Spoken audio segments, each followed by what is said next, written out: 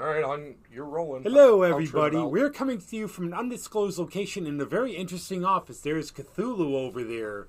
There's Roman Legion, I think, over there. And I hear the theme from Welcome Back, Kotter for some reason here. And speaking of that, we have, of course, this is Rob. This is Zach, who's sort of an outsider here. And these... I'm over in the different chair. We're okay. Hey, it's okay. And this, of course, is Professor Frederick Dodolo and Michael Guzik, or what are you, father? Father. Say hi, everybody. Hi, everybody. Yeah. I recently became a father. And we were talking history and other things. Congratulations.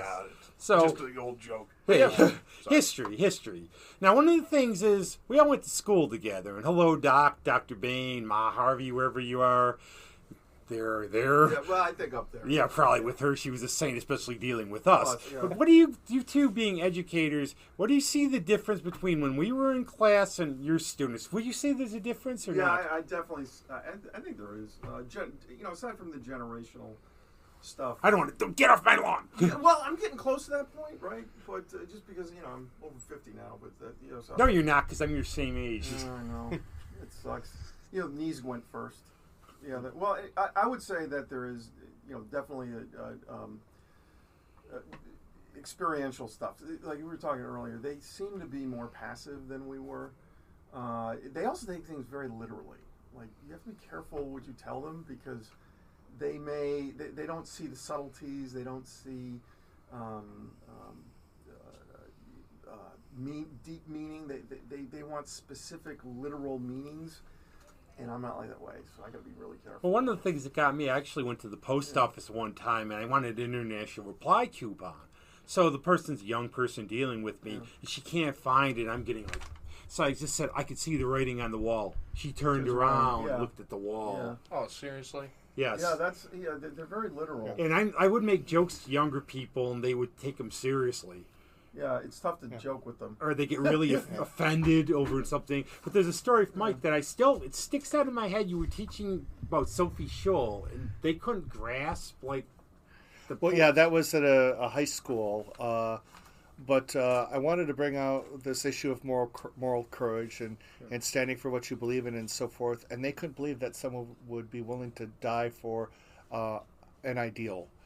That puzzled me, because then what makes life worth living if all you're going to do is get along and maybe be worried about authority? And I really think it's this relationship with authority. I think they're very conditioned to accept authority and to respond to authority and take the lead of authority, which is why when I'm teaching at another undisclosed college, I never. Police are going to be coming for us somewhere east of here.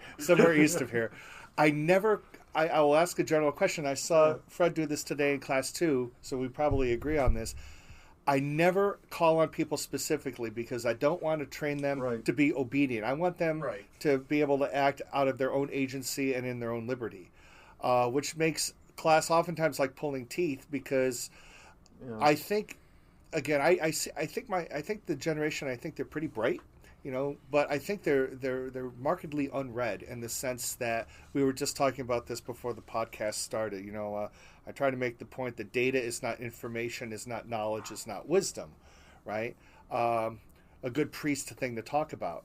But even reading the information, they're used to 140 character bytes. So I think, the attention span is hard. So, I'm not going to say, how terrible they are, but they're meeting a whole host of problems that they have growing up with a cell phone stuck in their hand that we didn't, I say a horrible thing. I'll be out to dinner sometimes or something. I will see young people. Oh, I'm dating myself again. Come on. Over 50. But I see young... No, lie. Lies in history. But what I say, I will see young people there at the same table texting each other. Yeah. Oh, great example. So, a couple examples. So, usually when I walk into class, everyone is on their phone. And I had this one student, God bless him, awesome guy. I won't mention his name, but awesome student. So, he was reading a book. So I walked in. He almost fell over. Did they look at him like he was some sort of witch? Because they weren't even paying attention. Who is this man who can summon lightning without flint or tinder? So I looked at him and I go, John, put that book away and get out your phone. Right? Because it's phenomenal. The other thing is we were having a gaming class, right? And so in this, I broke them into teams, and you're supposed to strategize with your teammates and then come up with a move and write your moves down. Well, they were strategizing with each other, and you pair off, right, next to each other on their phones. So it's not even like, you're talking to each other. They're texting each other. So an amazing, It's almost like if you don't send a message through a phone, it doesn't actually exist. And it's almost like the quick bite thing where you can't read, like, say there's a book like over there that's like 600 pages. If it's not 60 words, somehow it's like they think they can crush it down, like Aristotle. Well, he was a philosopher who taught Alexander the Great.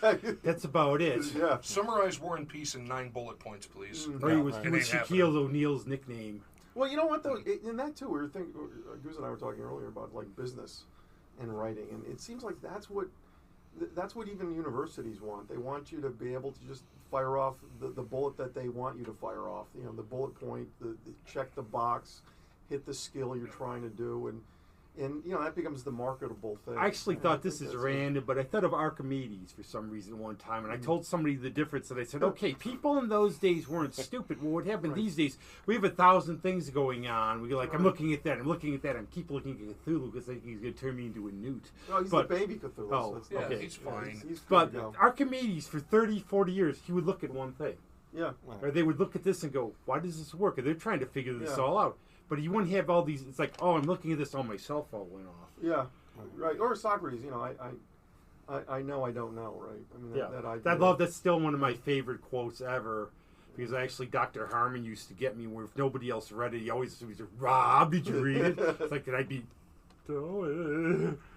But like that though.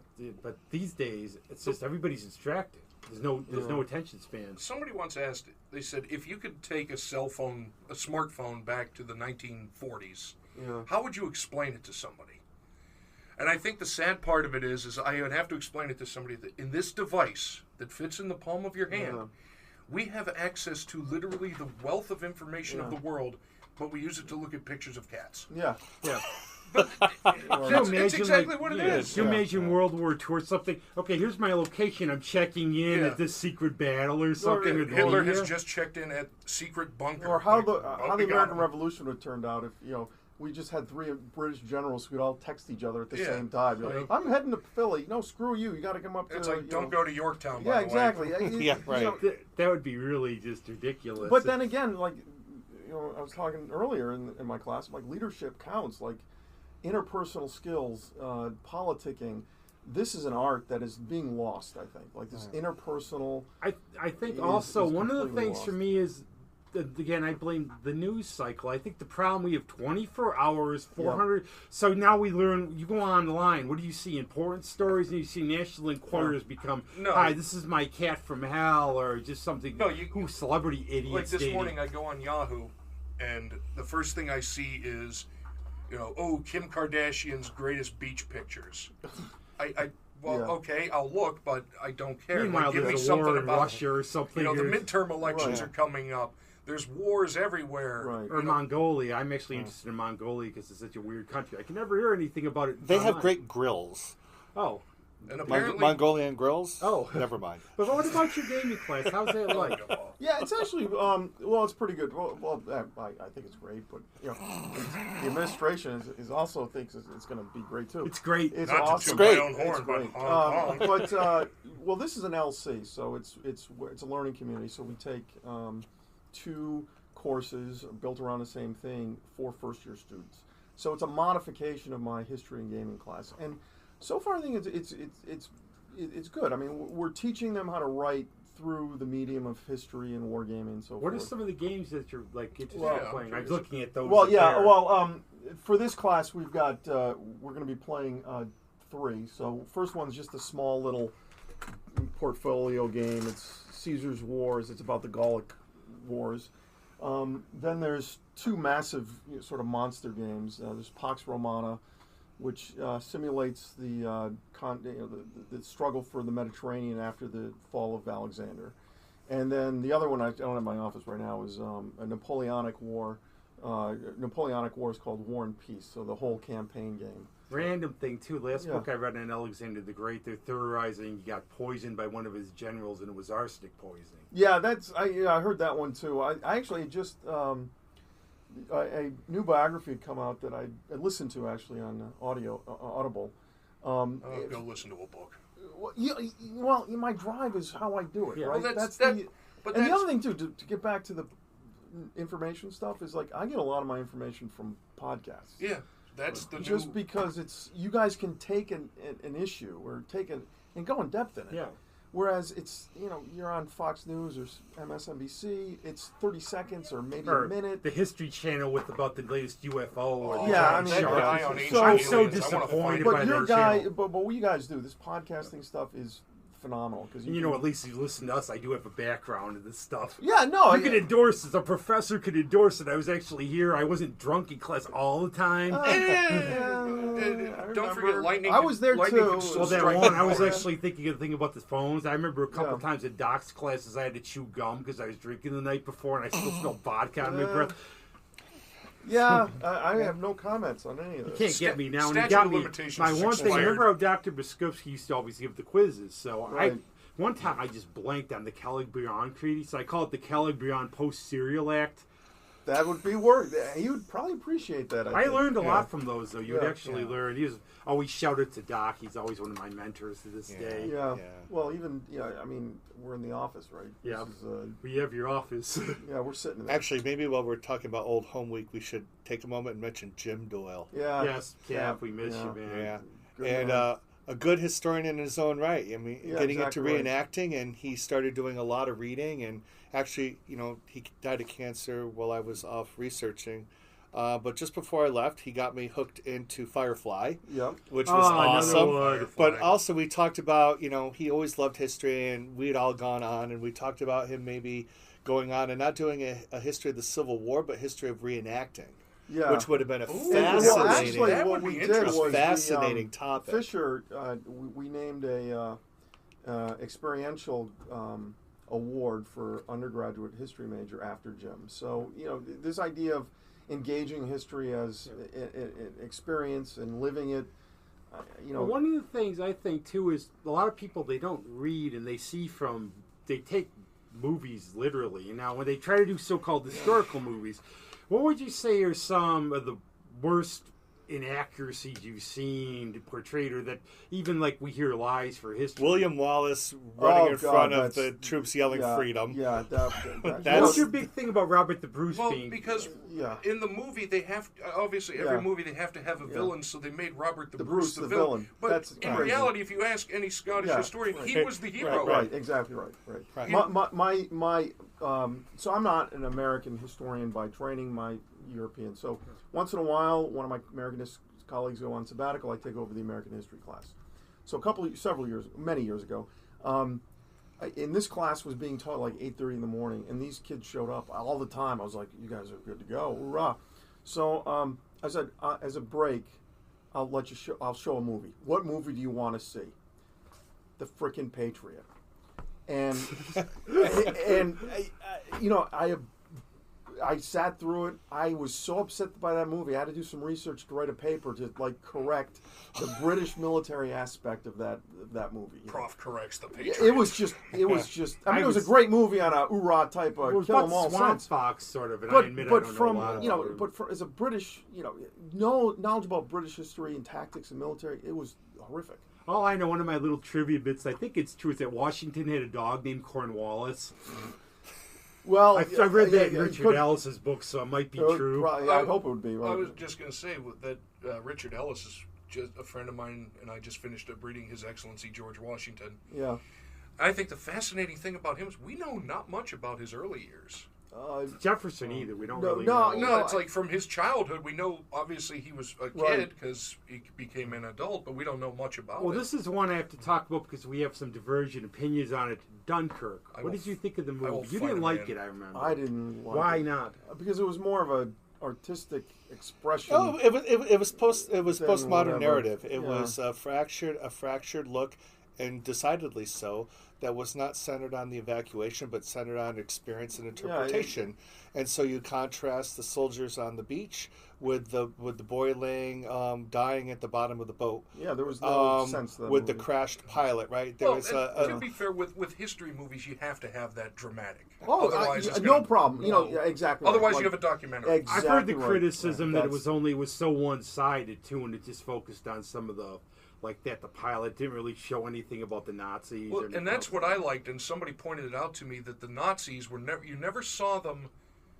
The details of their faces, they were the faceless, shapeless mass that came in at the end, which I think probably was how a lot of the soldiers viewed I'm sure the Nazis at the time. Right. Was this just a horde that was going to sitting on overrun the beach waiting to die. What's the core experience of Dunkirk? Because movies, in a way, they're visual short stories, so you can't get into the historical complexity. So what theme do you want to tease out about Dunkirk? And I would say desperation. That's a good right. Yeah, and in the movie Dunkirk that we're discussing, you don't feel that sense of desperation. It's more of a sense of angst or disappointment. There's this business. You only get snippets like when he's getting shot at by the machine gun in the beginning or what have you, or they're stuck in the hull of the ship. But that desperation doesn't come across not only for the soldiers on the beach, but when they're launching the ships to rescue them. It's not there. Yeah. Well, you said you like The Bridge Too Far, right? Yeah, I mean, I own it. So. Yeah, I mean, it's just think about those movies that came out late 70s, the Midway, like Kelly's stuff, Heroes, like Kelly's Heroes. for dad, other reasons whatsoever. My dad calls it the perfect rainy Sunday afternoon horror movie. Actually, that might have been early 70s. But you had these, they're epic, right? And so you get the sweep of things, but you also get the feeling that there's actual conflict with characters and individuals going on. I think there's something now, and it's like I don't want to get off political too much, but there's a hatred of heroism now in a way where they don't want to show valor, like with the military. No, the military guys looked as like the steroided crackpot or who's the villain now, like the crazy.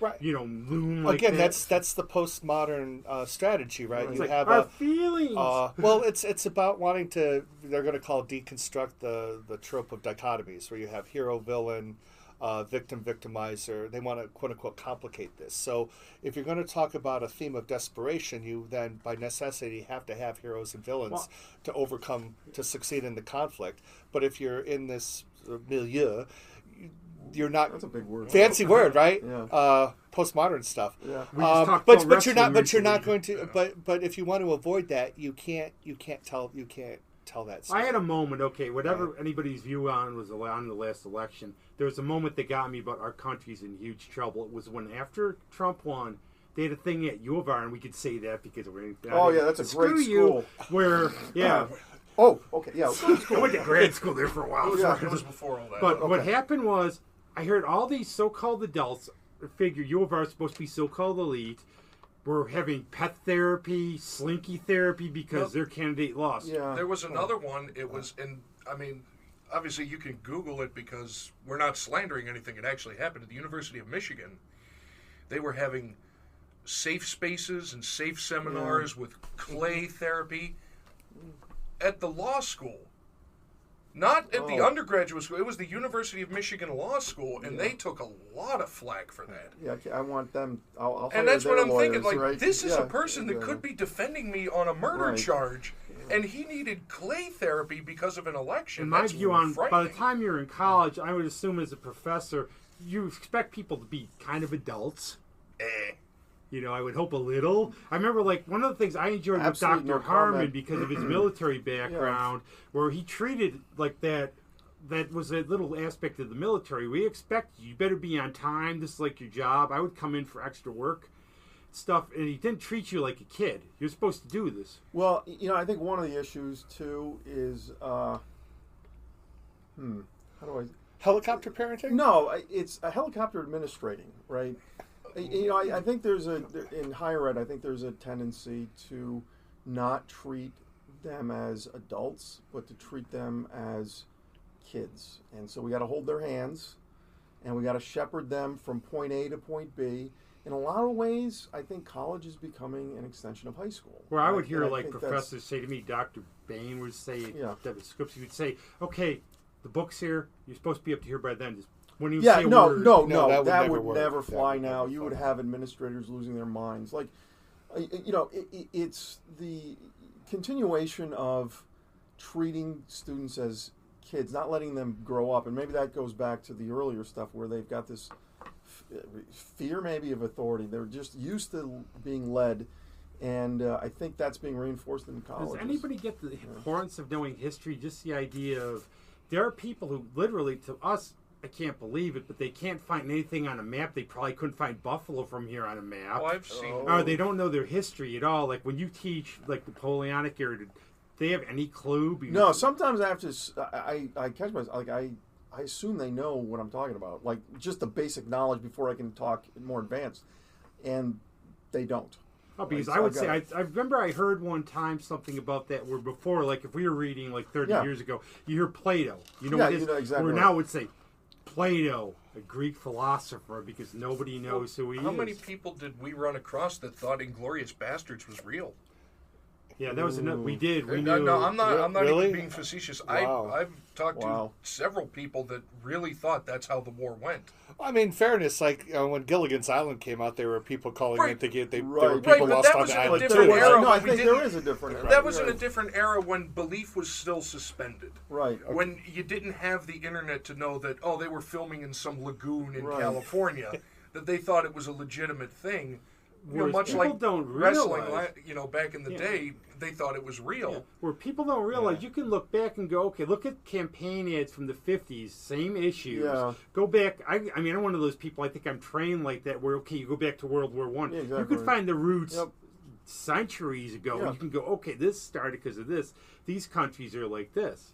And I always say, people say we're like Rome. I think a lot we're like Austria-Hungary a lot with like the differences, the different Balkanization and the that's the word yeah. exactly. No, I think there was in again, I sort of, it's educational, right? Our system is not really geared up. Like, how do you tell an administrator to assess that type of analysis, right?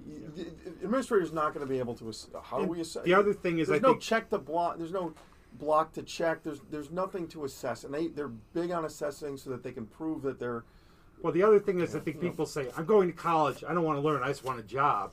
And I try to point out one of that's the exactly ideas right, of liberal arts, history, everything else, is teaching you how to think and how that's going to help you in life. No, But they, that's not- No, they want white-collar vocational training, And by so they- do a lot of the administration. We're talking do a lot of right. We're talking administrators, right? So- higher education administration is not set up to foster that idea. It's set up to produce someone with a skill that can then go out and get a job, right? See, I'm glad I wasn't a business major. Probably kind of would have been bored. But also, what I learned is I tell people seriously from poli-sci, history, everything else, is how to think Exactly in any situation. How are your students in high school like that these days? They're similar. I agree with Fred. It's a generational issue. They like their phone. They like straightforward answers. They don't like gray. Black or white is important.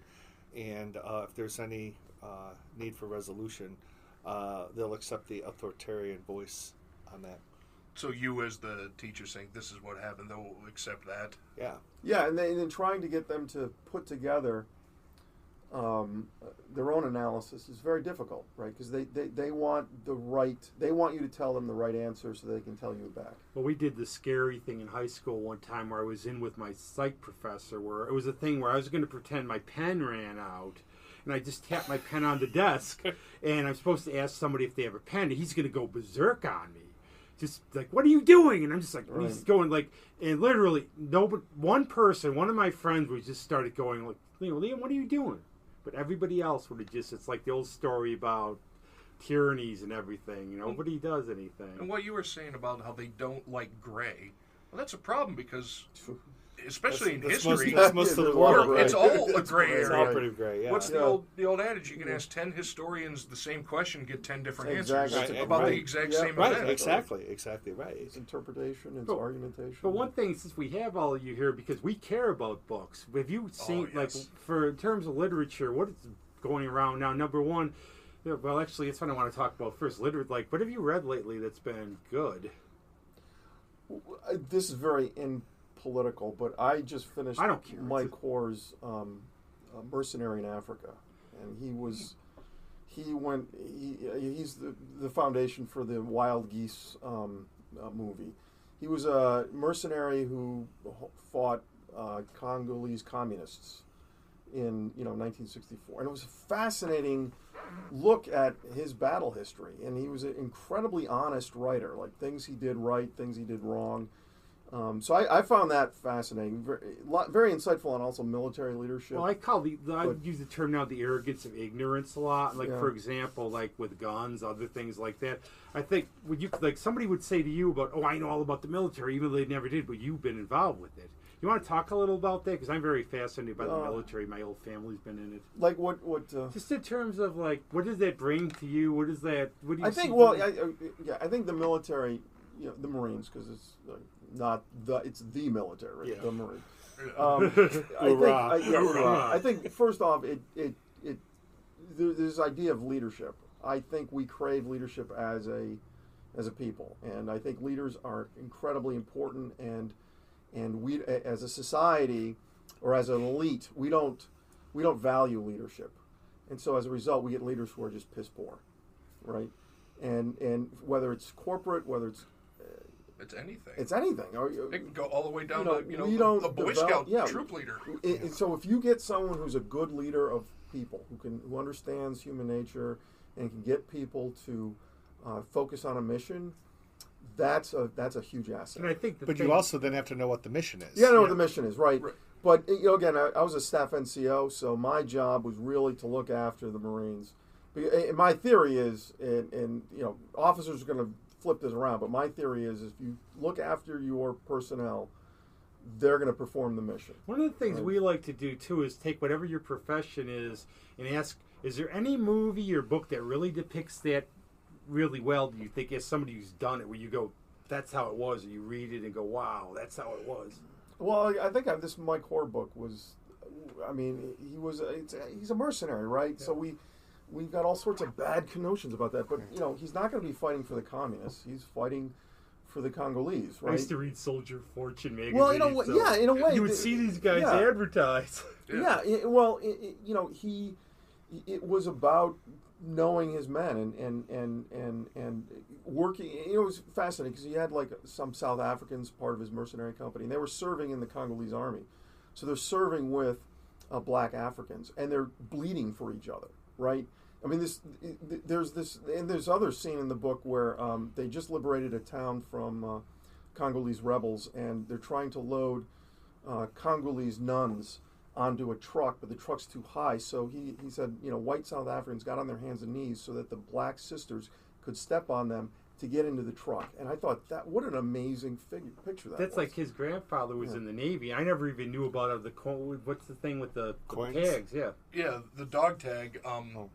Actually, my grandfather, who's actually on his way up here right now as we record this for a visit with my dad, was in the Navy in World War II, was part of the task force that captured U-505 a couple days before D-Day. But we were at a shooting range in middle of nowhere, Pennsylvania, and these guys come up, and they look at my grandfather. He said, "Sir, you're about that age. Were you in the service?" And he said, "Yeah, I was in World War II." He said, "Well, my son's a collector of military, militarania or antiquities." And he said, his most prized possession is the round naval dog tags. And I was like, hey, Pep, are your dog tags round? Well, hang on, let me check. He still had them. He pulls out his wallet. Wow. Digging through it, and he pulls out his round naval dog tag. It's like, why do you have that? They said never be without it.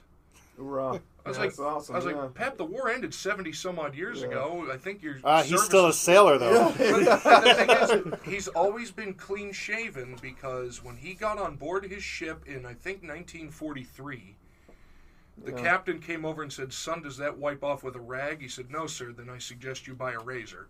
And he's been clean shaven ever since. Shaves every morning. Wow. Yeah, and we don't have that anymore. No, my dad was in post-war Japan. Yeah. He was stationed over there, and he said he said the Japanese didn't like us very much, but he said they would have snipers. They would literally have to watch out for snipers shooting at them. Still, didn't think the war was over or didn't care. And I never knew this. It's like a trivial thing. When you had old tanks, you drove them into the ocean. Oh, I didn't know that. I didn't know that. You said, yeah, what'd you with the old tanks? And I said, how did she drown? It's like, well, you had to jump out. It's like, oh, great. I know I would have been dead then. It's like, killed in action. No snorkels. Well, killed being an idiot. Yeah, and I asked him, I said, what did you do with all the excess ammunition? Shot it in the ocean. We had to get rid of it, or else the budget would be screwed up, so you had to get rid of everything and you I had. think these so are things that are lost from these guns. generations, where people don't appreciate the laugh at what sacrifice. Why do we do that? Right? Yeah. And to go back to you, why would people die for a they can't fathom people dying for a cause. Do they not know the history of the United States, the country that we live in? We had people, farmers and fishermen and merchants that were willing to die to get rid of the British. Yeah.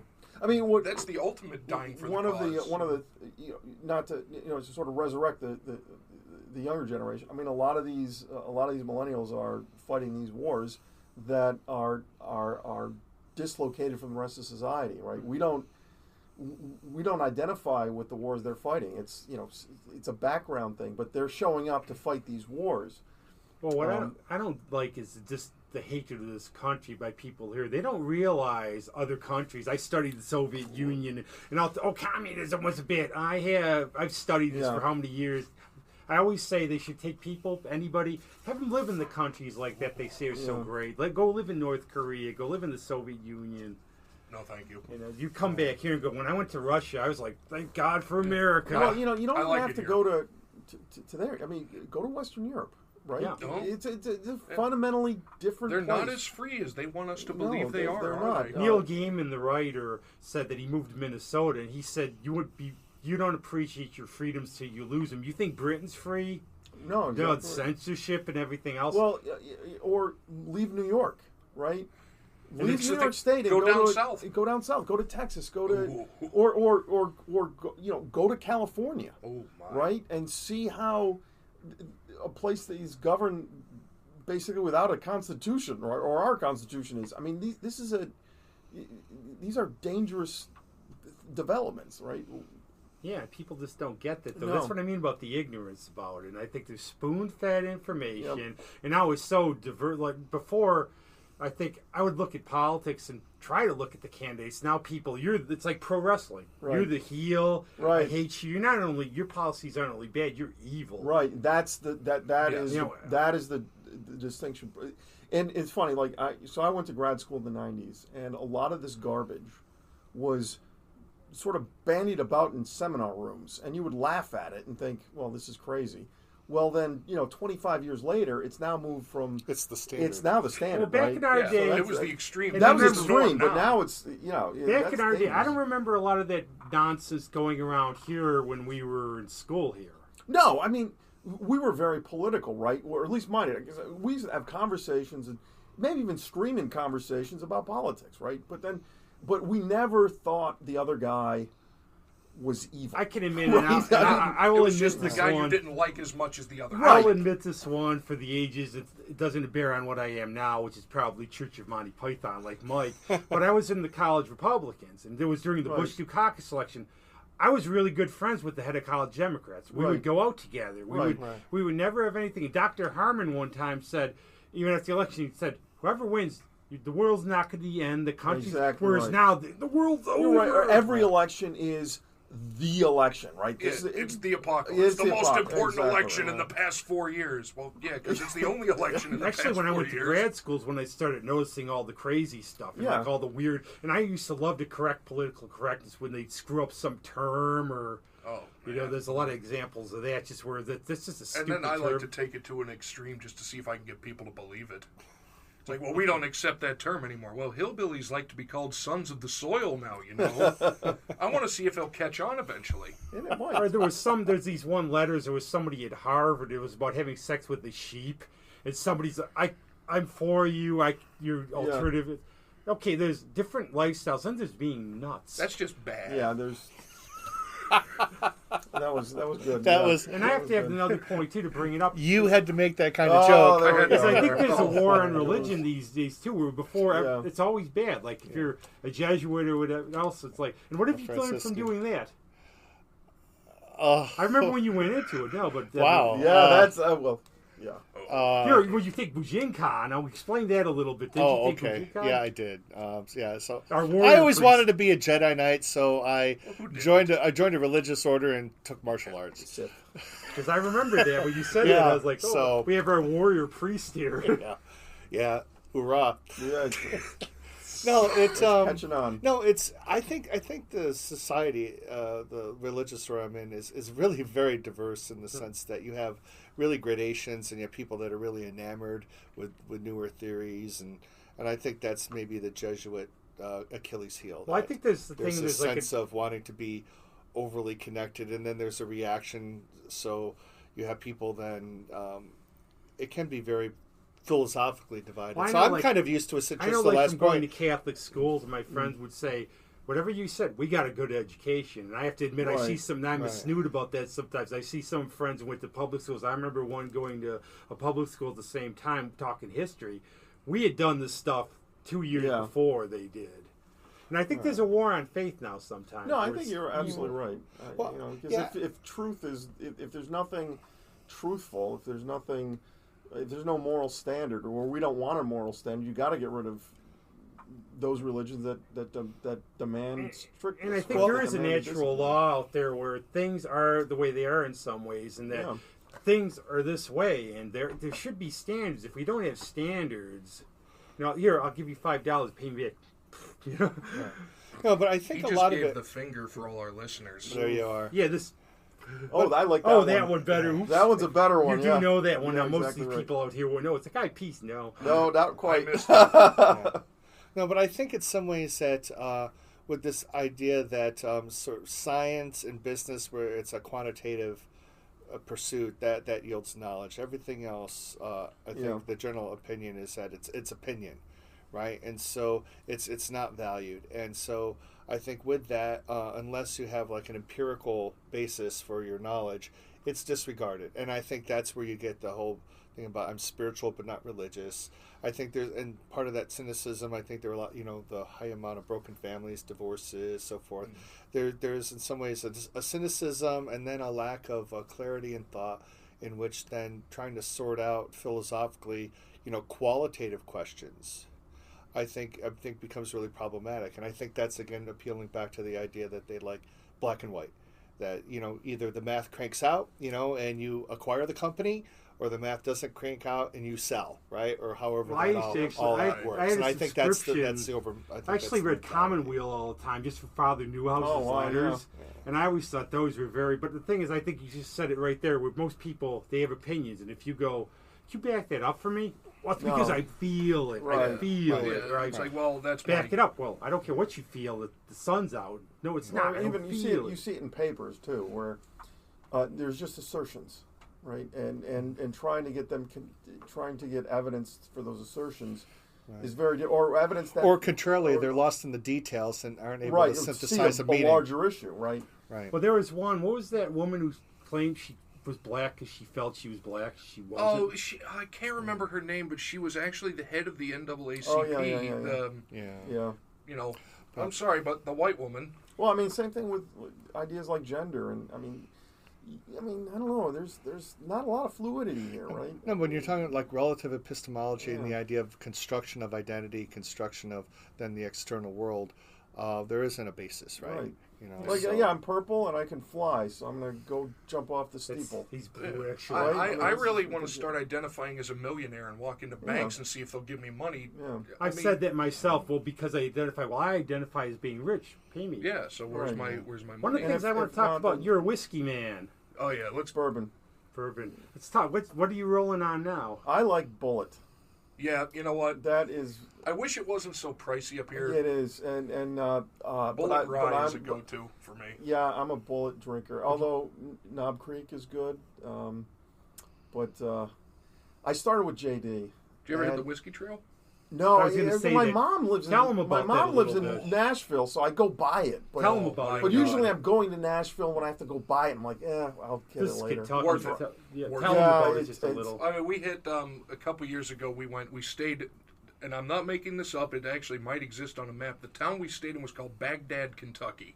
I think you're right. Actually, I think it's you're this right. tiny, unincorporated little town. I think you're absolutely right. There is, it was probably about equidistant from the big cities, Louisville, Bardstown. Yeah. So we went to a couple different distilleries. We saw, we went to Wild Turkey. We went to, what was the one that had the flame tornado? Oh. You remember? Because it was the week before we went there. Oh, God, yeah. Was that Maker's Mark or? No, that's not ringing a No, bell. it wasn't Maker's Mark. Well, I remember Buffalo Trace, too. Yeah, we were at Buffalo. Buffalo We were at Buffalo Trace. Trace. Oh, That was yeah, one of the best tours. You have a phenomenal. Favorite bourbon? Whiskey. Because I remember Scotch in the day. Yeah, it was still Scotch. Scotch. I oscillate. Right now, it just happens to be. I generally like single malts, but right now it's a blend. It's Johnny Black. Just a little bit of water. Have you tried the blue? I have, but I'm not going to pay that much. That's the thing. I'm not going to pay it, but if I could, I would. But the Johnny Platinum, I like that as a blend. Was it Wild Turkey Reserve? Yeah, I like Wild Turkey. I admit that. Crap, that was phenomenal. Now, one of the ones you have to check out if you never had the Japanese ones. Oh, the Japanese Scotch-style whiskey, because they can't legally call them Scotches. Right. They win international Scotch awards, and the Scottish are angry and they're pissed off. It's like, make better Scotch, and then the Japanese won't be beating you. Right. What was the one that was cheap, Get on the too? game, man. God, I can't even remember the name of it, but I had it, and it was, I think, maybe $50 a bottle, $60 a bottle, even with import. Right. And it was delightful. I like Wild Turkey. I admit that. JD, I love Jack Daniels, even though there's that whole, is it actually a bourbon, blah, blah, blah, but... It gets the job done. It gets the job done. JD with a nice cigar, you can't... Well, that was another thing. Pipes. Now, all of you are into pipes. What's this? But tell us about these. Because Zach actually wants to be one of these guys who has a pipe in the end. I want one with the bowl the size of a rowboat. That I have to have a... But what are a dedicated pipes? Well, what's interesting though is the older pipes, the bowls are actually much smaller than the present day stuff. It's weird. You look at the old ones; they're tiny little things. But now the big ones have the big, these massive bowls. Meerschaum, I think it's the old Meerschaum style. But they're even a regular Billard now is. But what about the tobacco? You have to tell that story. Well, there's lots of stories. You said about the pipe with the tobacco, Heather's. Oh yeah, so hi Heather. So my cousin has his great uncles, my great uncles too, as it turns out. No, his grandfather. Yeah, 6 degrees of separation. Fred and I have known each other since we were young striplings. So it turns out, like 35 years ago, because he's now over 50. We're not going to run this one at all. I'll edit it. So I ended up meeting Heather. Hello, Heather. And Heather asked me a question on Facebook. How do you know Freddie? And it turns out she's married to his cousin. Yeah, Jeffrey. No, Jimmy's the brother, my other cousin. You see, I can't follow this. No, it is. I'm lost. We got a lot of cousins. The pipe story. Well, the pipes. So, Jeff has got my great uncle, his grandfather's old pipes.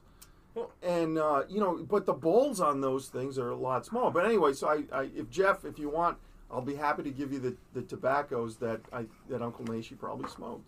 But, again, tobacco use is like verboten now, so. Yeah. Well, and the one thing I always found out, somebody told me and then I believed it, the better a pipe tobacco smells, the worse it tastes. Yeah, well, there's the aromatic stuff. Well, it depends, and then there's For lot the most part, the aromatics stuff are horrible. Right, well, it depends, right? So, well, the ones you're going to go down and buy in your local, your like Rite Aid or Walgreens, absolutely. Right, because it's just sprayed on chemical stuff. But if you go to a blender, like, are you allowed to advertise? Sure, go on. Smoking pipes. SmokingDopscon has got a lot of good blended.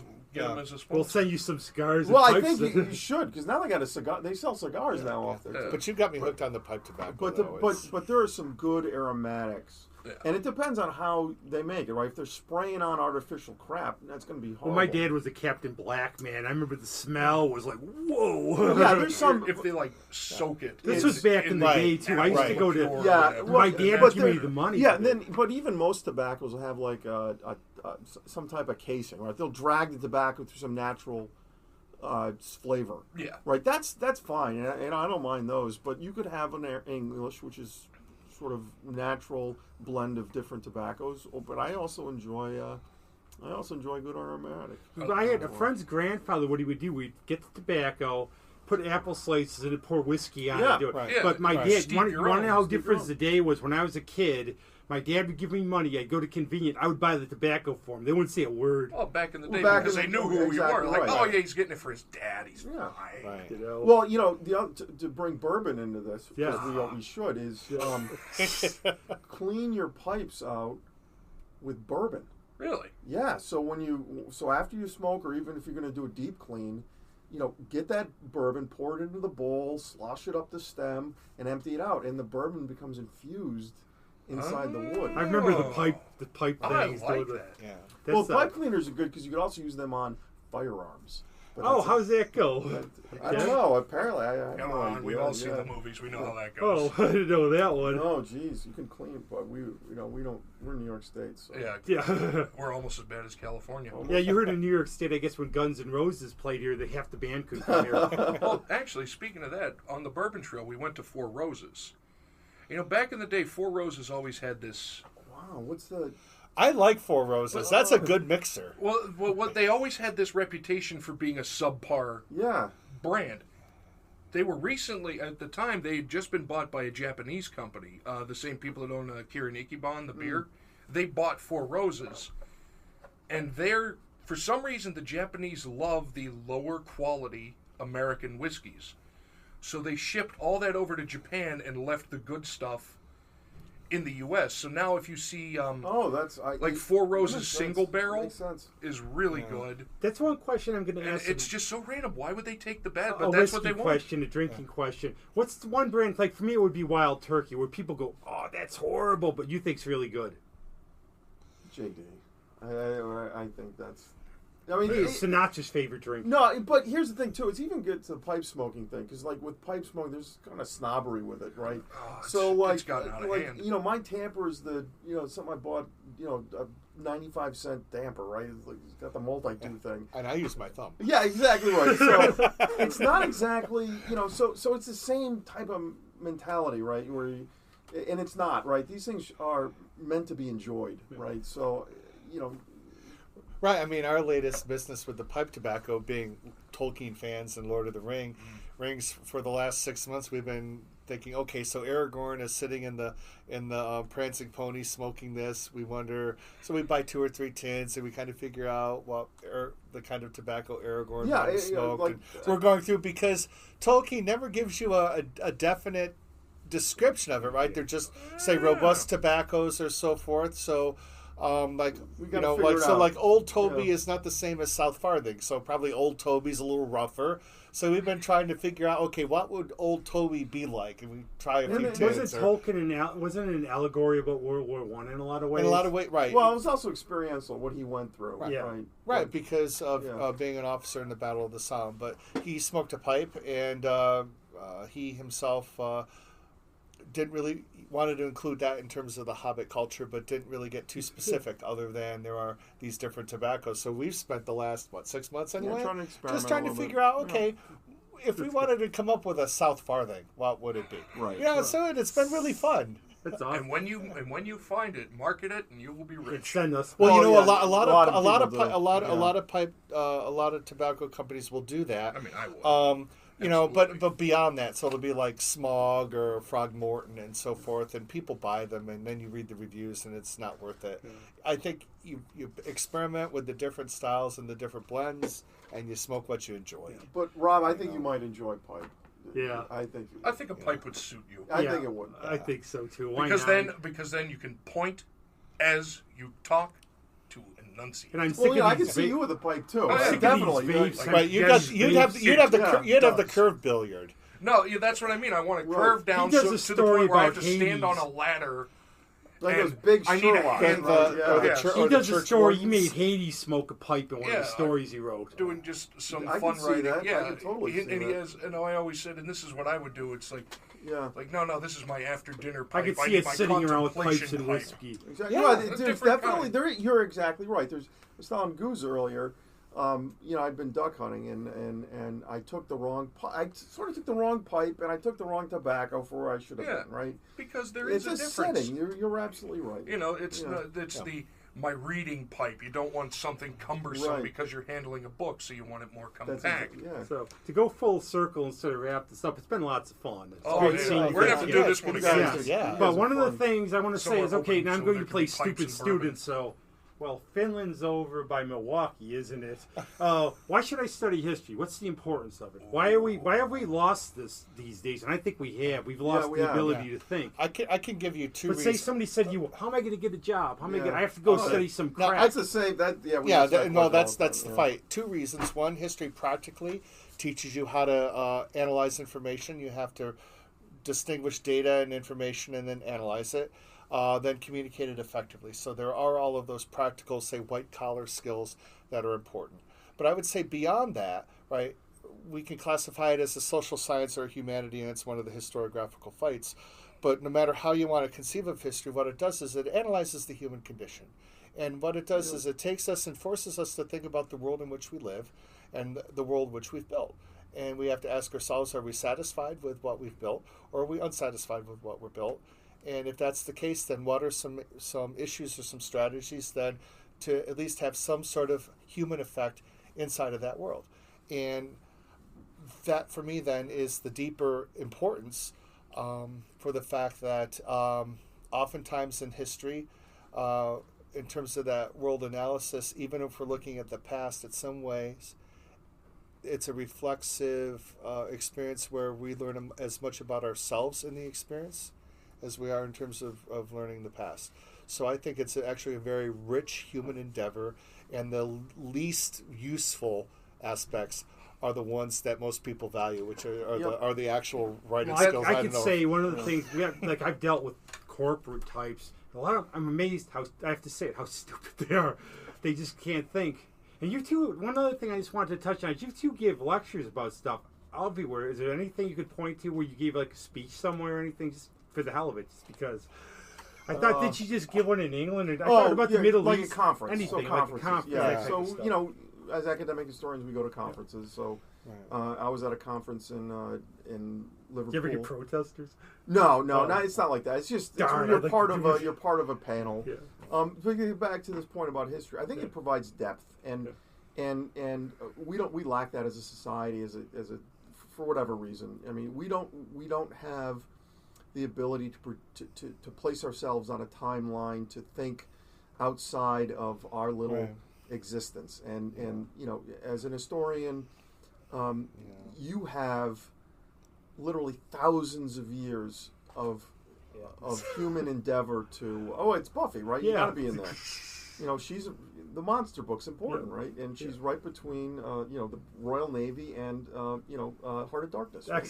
It's like my collected philosophy with my Three Stooges collected set. You got to, right? You got to have little stuff in here. So I got my goblin. But on that tangent, go on. All right, so whatever. No, but in 5,000 years of history, there's a lot of human lives, a lot of experience, and we're part of that. And going forward too, we're in this time stream. 500 years from now, 1,000 years from now, these people are going to be living in the world that we shape, right? So, and that's the one thing I heard from one of my dear friends who owned a comic book store. He's talking about an employee, and he said, he's a good kid and everything, but they have no intellectual curiosity. Whereas, like, I'm looking at all these books going, okay, I own that, I own that. How can I that one I want. Off with like 3 of them. And it happens. Yeah. Right. The one thing, because there's always that old adage, those who don't study history are doomed to repeat it. Yeah. But really, especially if you failed class. Well, yeah. But like you were saying, the world we live in now is a product of what has happened before us. So if you really don't understand where we came from, you don't fully get why we're in the situation now. And I hate like when every bad guy is Hitler now, and I'll point out, you don't know. Oh my God. I'm just so sick of this is not Hitler. It's like this is not. No, you're Hitler. And that's like the end all be all argument. Oh, you disagree with me? Well, you're Hitler. Yeah. No, they know nothing. No, he was dangerous. Yeah, this guy's an idiot. He was dangerous.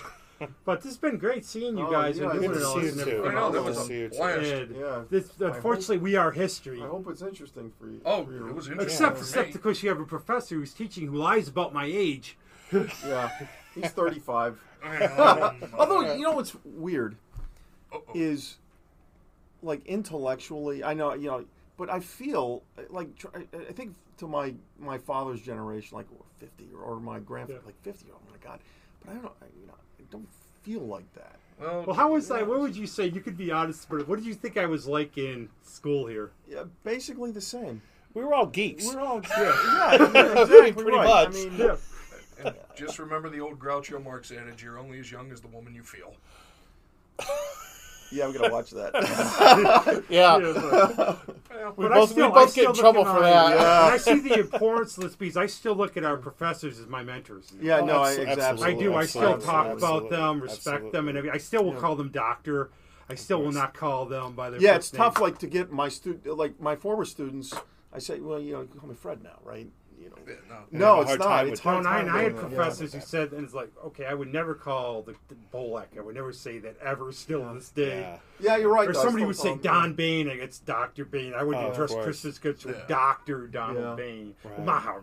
Even when I'm relaying stories of what happened, it's always doctor or professor. Sure. It's never, it's their first name. I couldn't do it because they.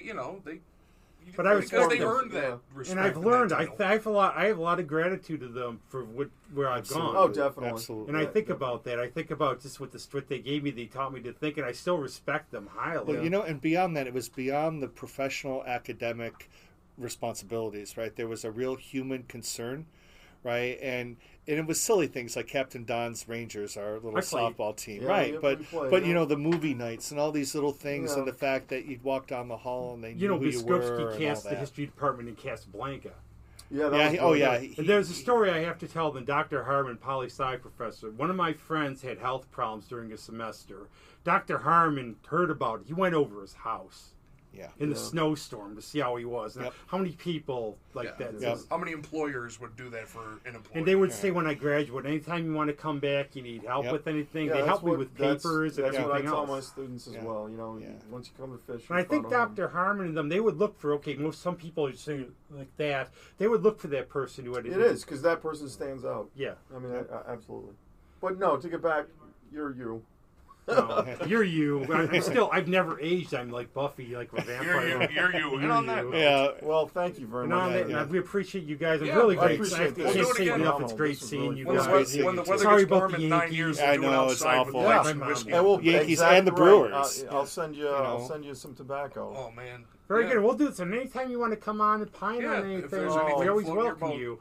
No, well, I got to say, I really enjoyed your guys' podcast. Yeah. Free plug. We love you. We love you. Good. Very good. So we're history, and for Zach, for Professor Frederick Donolo, for the Guz. Thank you. Father Guz or the Guz. Hoorah. Hoorah. I can't say that I wasn't in there, but I respect it. Bye-bye. Okay.